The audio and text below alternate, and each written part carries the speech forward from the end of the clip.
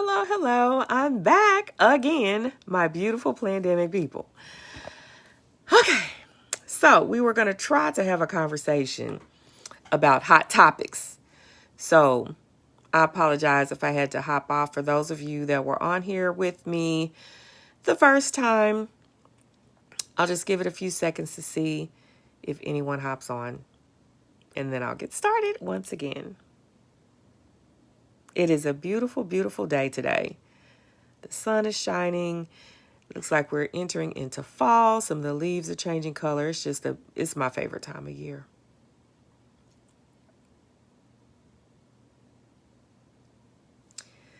So yes, we're going to be talking about hot topics today. And why did I choose to talk about hot topics? You know, it has a lot to do with the energy that is surrounding me right now. Thank you for joining.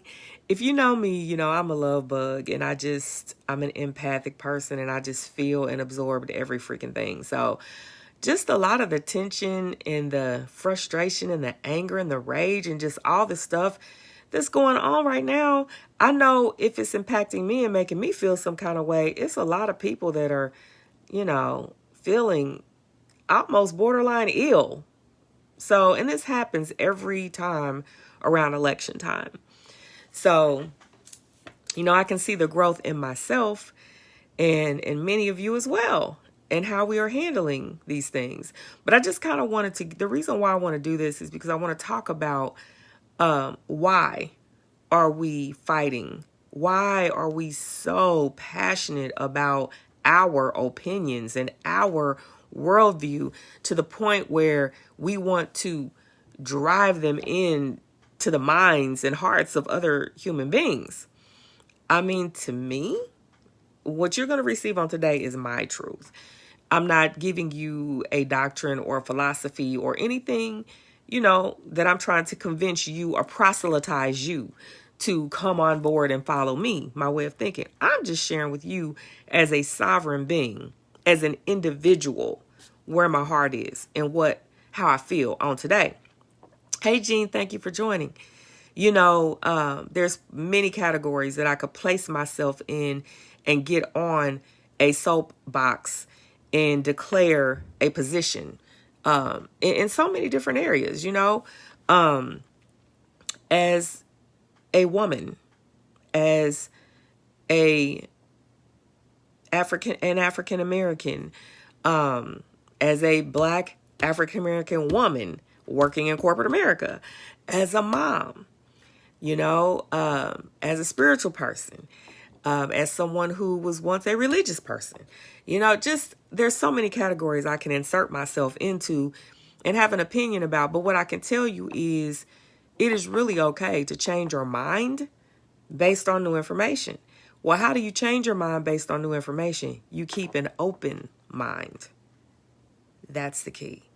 A lot of what we are seeing and feeling and hearing has to do with closed-mindedness. It has to do with coming up, being indoctrinated to a certain set of mores and values and dogmas, and internalizing those things as if they really are our own, without actually having done any research, having even see if we resonate with the thing that we associate ourselves with, and I can say that, like, just even as people are raised into certain religions, certain political parties, certain, why? It's because it's what was handed to you without question. You don't question. Well, I just happen to be somebody who questions things. I always have been. So by me questioning things and doing research and my own and looking into things, I am exposed to new information. Therefore, I can expand and open my mind and therefore change my mind. So what I'm going to talk about today, I want to talk a little bit about racism, nationality, government and politics, and even spirituality. And I'm not really going to, this video is not intended to, formally educate. This is literally just me sharing my heart, my thoughts, and how I feel, and how I'm trying to make sense of the world around me. So what you are going to hear today is my truth, which is also subject to change based on new information. But this is where I am on today.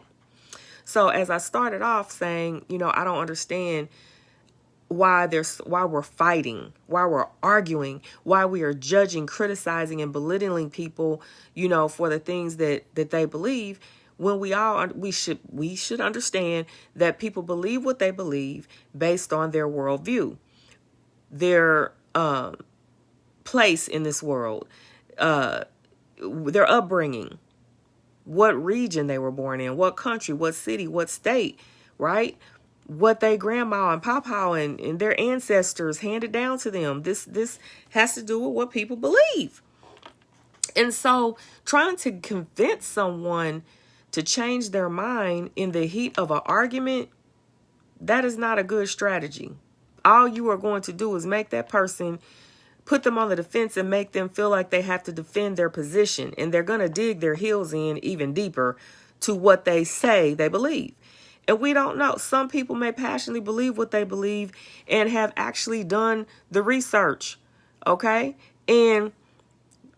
But you can only meet them to the level of their understanding. If they have certain traumas or issues or incidences that have happened, they're not going to change their mind through an argument. Hey, Brittany, thank you for joining. So, like, if you are, a little white kid and a black kid threw a rock and hit you in the head, and your family made a real big deal out of that, but the focal point of that incident was that the child was black that hit you in the head with a rock, because that family may actually be participating in racism. From that point moving forward, every single black person you see is going to be that N-word that your parents taught you and told you. And all the stereotypical attributes that are associated with that person of color. So, this is just how racism is perpetuated. I'm just being real with you. Racism is a real thing. And it is inbred in the DNA of the people who are racist. They were taught, they were indoctrinated, they were born into it. And so if they live in very segregated areas where they're not really exposed, to people of color, and then all of a sudden segregation starts to disseminate where people are flowing into the neighborhoods, going to the schools and things of that nature, they're having to deal with it up front and in person for the very first time. And what's going to happen? Their files are going to be uploaded, like up, black person, and all the information that they've been given since the time they were a child is how they're going to move and breathe and have their being. It's what they think. It's a program. Racism is a program, y'all. It's a software program that has been hardwired into some people. So that's just me.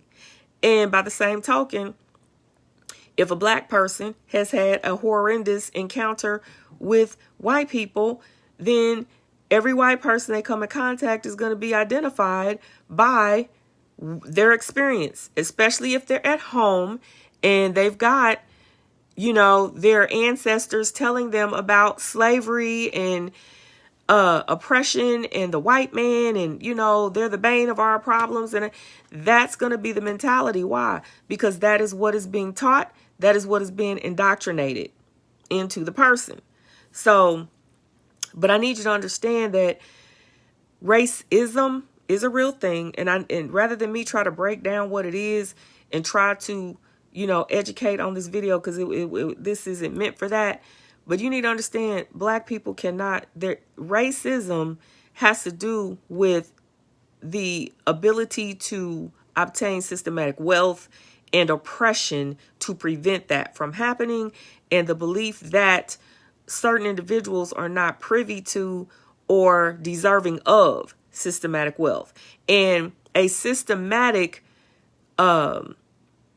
policy or procedure or agenda to also prevent a certain group of people from obtaining systematic wealth. Okay? So there have been laws put in place to try to overcome this ism in the country, but it does not change the mentality of the people. It's just like when God took the children of Israel out of Egypt, and then here it is out in the wilderness. He had to pretty much open up the ground and swallow them up, because you could take them out of Egypt, but you could not take Egypt out of them. It's no different. So there's a lot of work that needs to be done in all people, in humanity, in human beings, about the programs that have been installed in us. We need to step back as sovereign beings, sovereign individuals, as human beings, as spiritual beings having a human experience, and start to reason and question some of the things that are going on around us.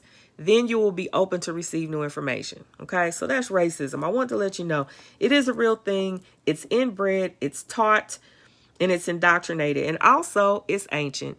It ain't nothing new. You can go all the way back. And just so you know, I could say you can go back to biblical times, but to be honest, the Bible in and of itself, I mean, that's in infancy. The culmination of what you now know as the Bible is information that has been borrowed and transferred and translated and transliterated from other cultures, other stories. That's another story. But just do your research. Okay, now, nationality. When it comes to racism, building up off of that, you know, one of the phrases that I hear quite often, you know, from people yelling out their windows or being upset with me for presenting myself in beautiful brown packaging is, go back to Africa. Well, my question to you would be, which country? Africa is made up of what? Hundreds of countries, hundreds of municipalities and tribes and all of that. I have been disenfranchised from that, so I don't have any idea where in Africa I would go if I were to go back. And also, just so you know, Africans sold my people into slavery.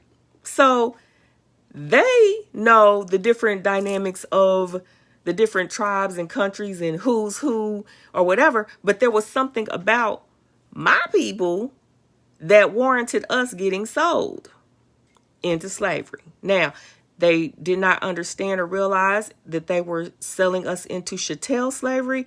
Back then, slavery was really about indentured servanthood. It was about working for really, really, really low wages to work off a debt and stuff like that. It wasn't about dehumanizing a people. Now, mind you, slavery of any kind is dehumanizing, but chattel slavery and the slavery that my people experienced coming over to these United States was not what these folks who sold us had in mind. Not to excuse them for selling us as property, but there you have it. So, as far as nationality is concerned, when our people were brought over here, the tribes were separated, so they could not communicate and talk to one another and, you know, encourage, build up, inspire, get help, come up with a plan or whatever. We were scattered and separated, and you know, look up diaspora also. This ain't nothing new. So we are the only people, when I say we, I'm talking about the so-called African American. We're the only people on the planet that don't have a nationality. Anyone in any place on the planet, whatever country they're in, wherever they were born, they can say, I am German, I am Polish, I am Mexican, I am Puerto Rican, I am Cuban. You know, you don't just say you're African. People come from Nigeria, Ghana, Sierra Leone. There's so many different African countries. People know where they came from. We don't. So with that being said, I would like to encourage, you know, if you are African American and you are struggling to find your way and find your place, because, we're told that we're Americans, and yes, America is the melting pot and is not supposedly defined by any particular race or ethnicity, because it has borrowed from all the cultures of the people who they have conquered and who have come to live here, so yeah, what is an American, right? What is the American way? I'll get into that later. But if you're struggling to understand who you are and your place in this world, I encourage you to do an African ancestry test. I just sent mine off. I'm going to do that. Not that it was a burning, desire, but I am very interested to know. It's like, it's a gap that gets to get closed. It's like a child that's being raised without a parent. Or an adopted child who finds out they're adopted. This is innate. This is something that the spirit just knows, and the spirit is seeking and searching for that closure. So that's why adopted kids, a lot of times, it doesn't matter how well they were raised, they always launch a campaign to go find their biological parents. And not that they hate the parents who raised them, they just want that closure. And our family has seen that, even as my parents were in foster care for like 15 to 20 years. And many, many kids have come through the home. And some had even, stayed and were raised as like our family. But there was a burning desire within them to still be connected with their family. That is innate. So those of us who have been transplanted here, we feel like we don't really have a place. We're just here. So, go find out where you came from. I think that will help. Then when it comes to politics, I will say, and this, I'm going to talk about this without divulging my political affiliation, who I'm going to vote for, if I'm this, that, because honestly, I've never been one for politics. I've just always seen how corrupt and how dishonest it is. I even as a kid, like my dad was in politics, at one point when I was really, really, really young, he was a Republican, and then at some point he became a Democrat. And then at some point, I think he was, exploring being a Republican again. Why? Because my dad wasn't loyal to a party. He was loyal to the issues. He was woke. He was paying attention to what was going on. He was paying attention. He was reading. He was researching and understanding who candidates were and what they were about. He looked into their history to find out what they were really about, to see if their talk matched their walk. And he taught me how to do that. So that's why, like right now, I can be honest and say I got heartburn with everybody. I don't like none of them. I'm just being honest with you. And I'm not the kind of person who feels comfortable settling in with, well, we just have to choose the lesser of two evils. Evil's evil. That's just where I'm at. How come we can't just tear the whole thing down and start over? Can we get a do-over? Is that possible? Can we do that? Can we just do it all over? We need a reset. We need a rehaul. And can we do it without a revolutionary war? Without a civil war? Can we do that? Can we be adults and make some changes as a collective without all the bullshit? Can we do that? Like, is it just me? So again, these are my emotions, my thoughts that I'm pouring out onto you on today. I got to get it out. Somebody else might be thinking just like me. So I'm here to encourage you, to tell you you're not alone. So, yeah. I do believe in state and local politics, though. I actually have seen the work of state and local politics actually come together to make change. And I see that, and that actually, that warms my heart. And I don't know why, the state and local governments are able to run their municipalities, if you will.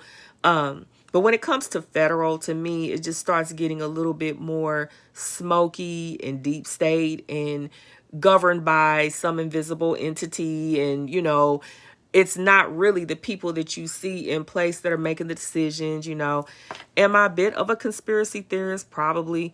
But I don't sit up and think about it all day and focus on it. It's just, again, the way that I see the world and the way I see how the world works. And I just believe that all things work together for good to those who love God and are called according to his purpose. I believe, I look at oppression as us coming out of, chattel slavery and becoming people that have to find their way. It hasn't mattered who the president was. We're going to still wake up, live, move, and breathe and have our being. We're going to have some years of struggle and tough times based on that particular leader's ideas about taxes and, medical insurance and things of that nature. But you know what? We're going to make it out here. We're going to survive. That agenda, to me, is just way bigger than us. And we're just kind of pawns on the chessboard to help further their agendas. Which leads me to government again. So if you don't know, and this may be the first time you ever heard this, and that's quite all right, because I didn't know it either until I actually start paying attention. But in 1776, when the Declaration of Independence was signed, African Americans were still enslaved. I need you to let that sink in for a minute.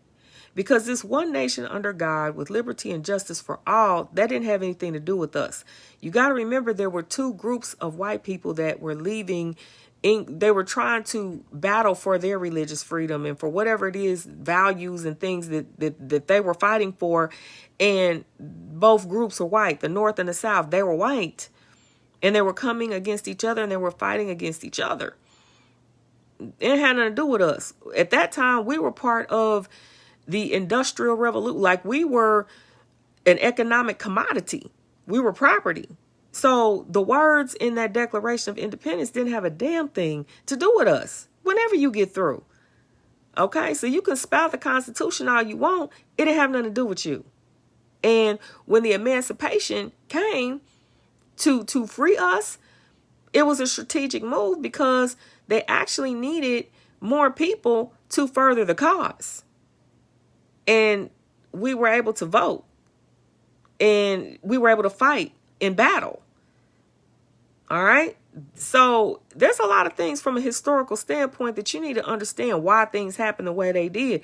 I thank God that our bodies were needed, to fight and to vote and whatever the case may be to further someone's cause.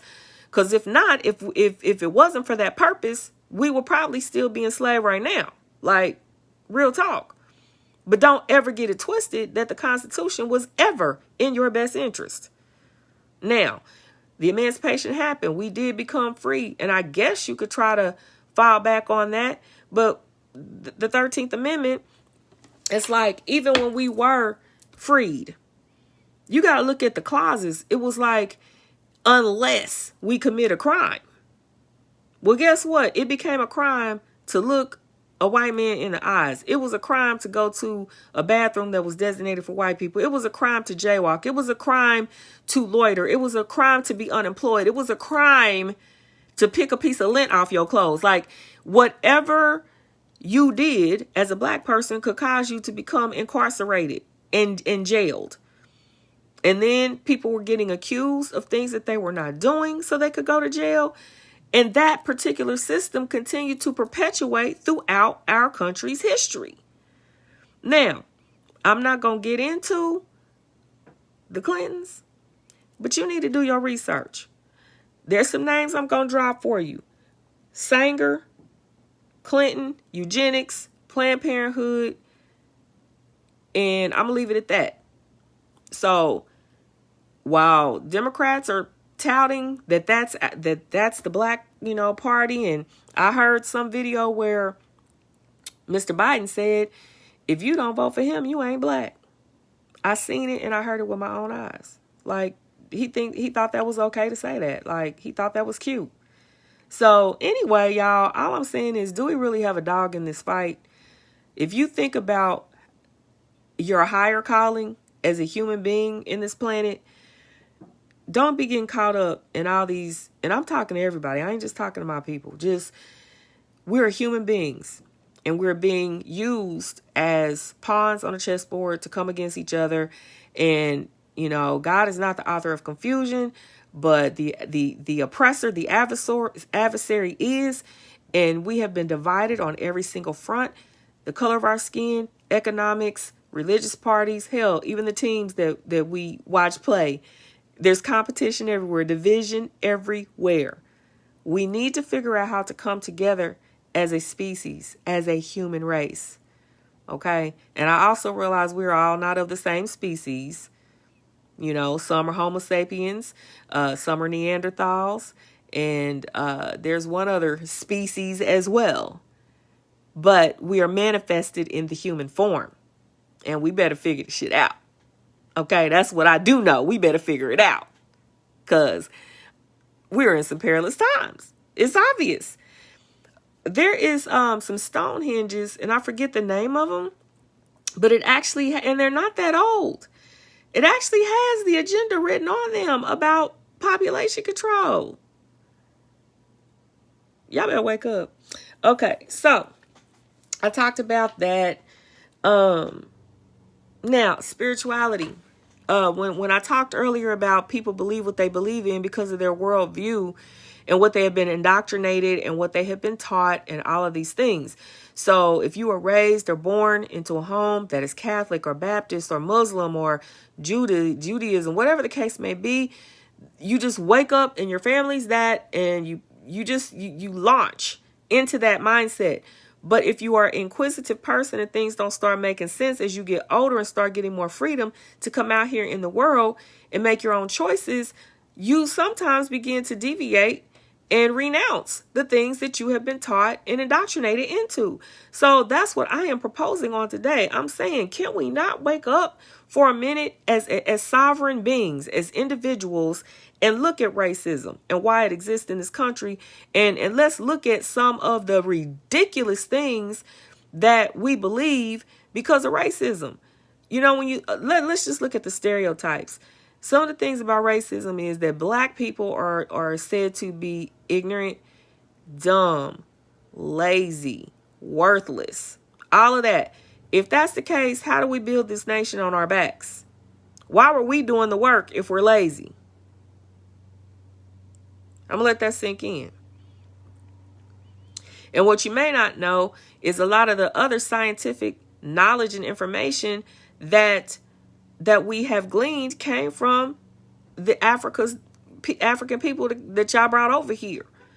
Inventions and things of this nature. So if that's the case, how is it that we're dumb? How is it that we're ignorant?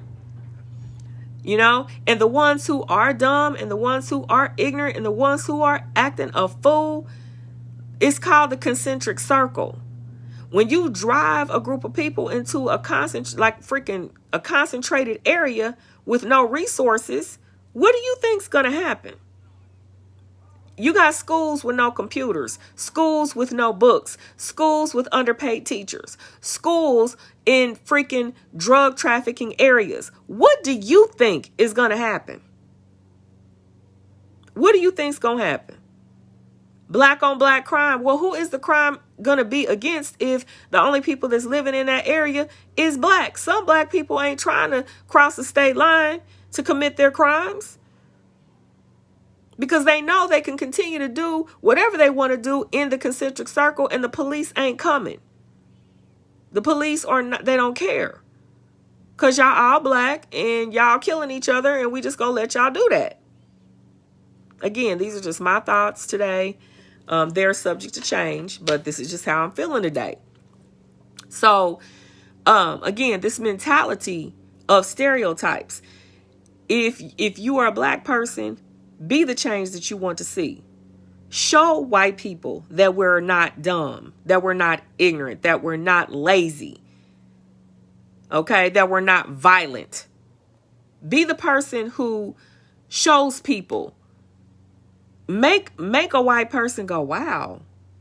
I'm going to tell you what, coming up, when my parents moved me to a predominantly white area, when I was in the 8th grade, I was terrified. Okay, why? Because I've heard the stories. But what I will say is the number of people that said to me, wow, you're not like, I grew up all my life hearing, you ain't like most black people. And I'm like, come in. And I'm like, well, what do you mean? Yes. What do you mean? Oh, hi, Krishan. My son's here, guys. I am. I was trying to get some allergy meds. I don't have any. know, that's why I was like, yeah. Did you got your car? Say. You know what? I'm gonna let y'all go. Nah, I'll pick it up on Tuesday. Oh, Tuesday? Okay. Are you leaving now? Yeah, I was headed to Chris' house. Okay. I wasn't trying to stop. Walgreens, right up the street. Yeah, okay. Love you. All right, love you. I don't have to go now. So yeah, I was told on a regular basis, you're not like most black people. And I was like, oh, you mean the ones that's on good times? You mean the ones that's getting strung up on the and drug on by ropes and shit on roots? Like, is that what you mean? You know. So yes, as a young person, I feel like I had to grow up a little bit faster than some people as far as getting my mental right to even be able to process these kind of statements. You're not like most black people. But that let me know that these young people were being told and indoctrinated and educated and trained about what black people are like based on stereotypes that have been handed down to them. So be that black person that causes a white person to say, you're not like most black people. And then you can open up and have those conversations. Well, what are black people like? Make them think. And if you are a white person, be that white person that makes a black person say, you ain't like most white people based on the stereotypes that we have come to understand. That white people hate us. White people are evil. White people are the devil. White people are racist. White people don't like us. White people want us to go back to Africa. White people don't value us. Be the white person that shows us that that's not true. Because the level of ignorance that I'm seeing in my news feed on a daily basis, it blows me away. And honestly, it has to do with people that are just not thinking. They're speaking before they're thinking, and they're pushing play on a program that has been instilled within them from years ago. We are at a point in our lives where we have to stop and smell the roses, and we have to stop and start thinking about our actions and thinking about the words that are coming out of our mouth and thinking about what we think. Ask yourself, is that right? What I just said or that thought I just had. Is it even right? Now, come on, people. It is freaking 2020. And I'm going to leave you with this. There was a little white boy that was shot and killed. And I believe his mom was as well. And it was by two teenagers. Two black teenagers. You know how earlier in this video when I told you that if something happens to somebody and that act is committed by a person of the other color, from that moment on, it is engraved as a stereotype. So instead of the story being promoted as a child was shot in the face and killed by two juvenile delinquents, as well as the mother and this and that, they insert a white child was killed by two black teenagers. So guess what the white people doing? They all over that. And they want to, they holding that baby up as the poster child for black people being ignorant, criminals, dumb, just all this stuff. Why can't it? I'm a mother. I don't give a shit what color that baby was. I got a problem with a child being killed by criminals. I don't care what color they were. Because from a spiritual standpoint, there is good and there is evil. And it resides, everyone has a choice to make whether they're going to be good or evil. And it ain't based on the packaging that you come in. That same spirit that is causing cops to gun down and kill innocent black men is the same murderous spirit that is causing black people to kill cops. That is causing black teenagers to kill a little white boy. It's one spirit. But the mainstream media is taking this and making it a race issue so that we can continue to have race wars. You guys need to understand it is a spiritual problem, not a race problem. We're all in this together. Now, there was a little black girl, 11 years old, that was called racial epithets while playing in her apartment complex. Other kids that were black ignored them. Why? Because they were docile, they were scared, they were intimidated based on what they were taught.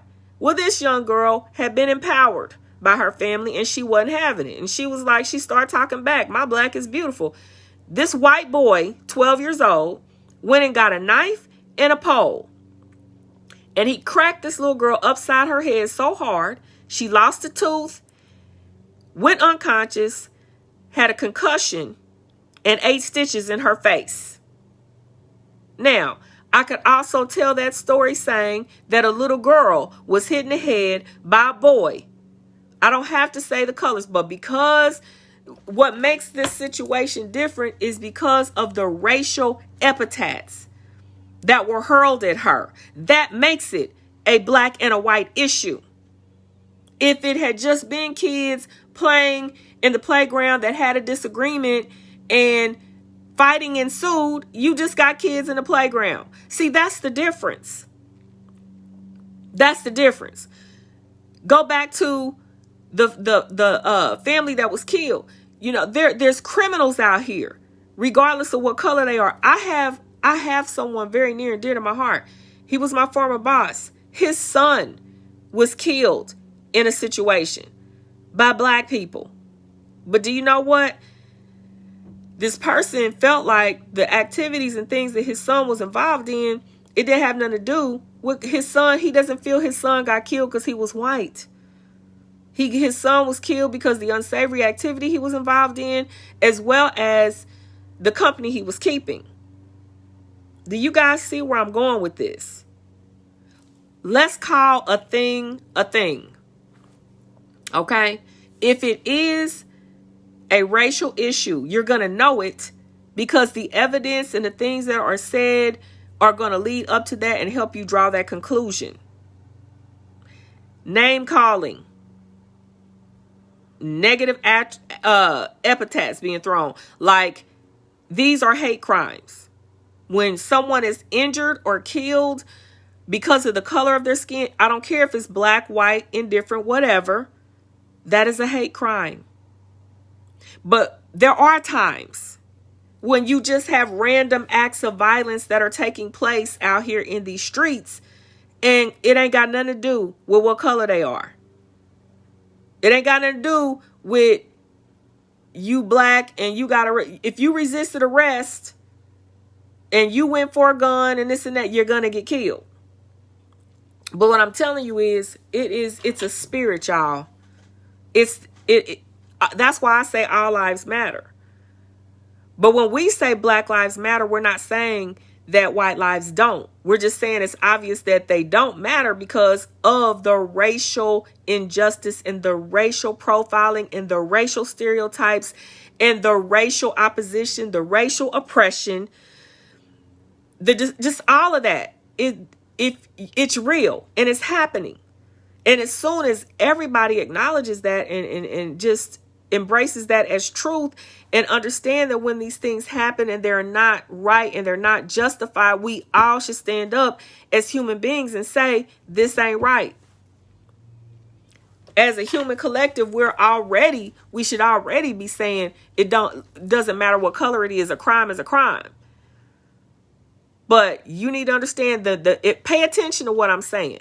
The mainstream media is continuing to stir up this racial and racial tension and all of that by always saying what color somebody was, what color the victim was, what color the perpetrator was. You know, now when it's white on white crime, you don't hear about that. You just hear that a woman was killed or found dead in her home, or, you know, some lady's a body was found at the lake today, or, you know, you don't hear it was a white person found in a lake. Always pay attention to the media. If we involved, it's gonna say, it don't make no sense that when I was coming up, we had a little saying when the news come on, we was already ready. Yes, one black youth. We already knew they was going to say what color. And it's unfortunate that whenever we hear about a crime, we're all sitting with bated breath going, Lord, I hope they not black. You know, this is our life, y'all. I'm telling you. And then to see the crimes that are being committed by Caucasian people of a more, I ain't making comparing, but I'm talking about like mass shootings and shit like that. What? Like, and we just don't see the justice or the alarm? Like, how come ain't nobody making a big deal out of the fact that these people white carrying AK-47s in broad daylight? Help me understand. Make it make sense. Make it make sense. So I'm letting y'all all know. I don't care if you're black, white, Hispanic, Asian. It don't even matter. Whenever you get through, y'all think that these presidential candidates are for you. They not. They're for their own agenda. So you better start doing your research. And I'm talking about go all the way back to when they graduated from these Ivy League skull and bone schools. Find out what kind of affiliations that they had. What kind of causes they were supporting. What kind of activities were they involved in? Get to know your candidates. Not just the words that are coming out of their mouth, not just the things that mainstream media is communicating. Okay? Please make educated and informed decision and get off these bandwagons. Your grandpa was wrong. Your grandma was wrong. It is time for you to be a consenting adult so that you can raise better, well-informed, healthy, happy children. I hope y'all understand me on today. I'm sick of it. I am absolutely sick of it. Like, sick to my stomach. The hate and the bigotry. And then people want to say, I'm not a racist. I got black friends. I got people right now. I ain't racist. I'm friends. Sean Lane's my best friend.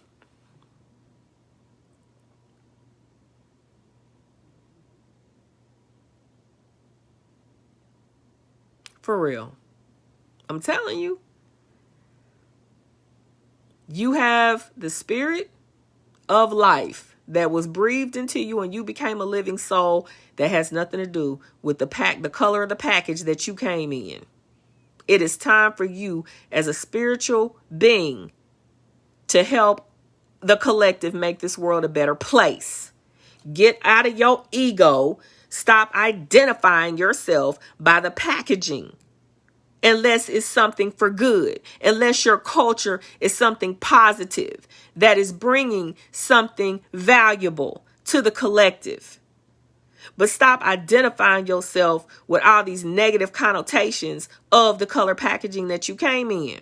Because I'm going to tell you right now, if I had believed the stereotypes and the lies that I was hearing, I would have believed that I was worthless. I would have believed that I was ignorant. I would have believed that I was dumb and lazy. But I'm going to tell you right now, I am my ancestors' wildest dreams. I am a business process analyst. I am a life consultant, a mindset and transformational coach. I am an energy healer and light worker. I am a public speaker. I am a published author. I am a mother. I am a wife. I am a grandmother. I am a neighbor. I am a friend. I am a prayer warrior. I am awesome. I am beautiful. And I am black. I'm going to leave you with that. And I wish you all well. But I'm going to tell you right now, this system is failing. We've been under this same system for how many years? 250 plus. It is not getting any better. We have the power as people, power to the people. We have the power to make a change. But it starts with you. If we got 12-year-old boys cracking black girls across the head with pipes because they're black, he's 12. That's a whole nother generation when he starts having kids, teaching his kids that black people ain't shit. If we got black teenagers thinking it's okay to bust a cap in a little white boy's head because he's the oppressor, that's a whole nother generation of criminal activity in the black community being perpetuated because feeling like somebody owes them something. And because they're oppressed, that they are justified in doing the crimes that they do. I'm here to say both of our people have blood on their hands, and both groups of our people better get their shit together. Because when the ship go down, we all going down. Ain't nobody gonna survive this. So I'm done. I said what I had to say. I talked about a few things on these hot topics. You know, I hope that I'm appealing to someone who is alive and well and able to reason and think and actually have a change of mindset on today. We cannot continue to do the same things and expect different results. I don't care who the president is. At the end of the day, are they really running anything? Are they? Love you. Bye-bye now.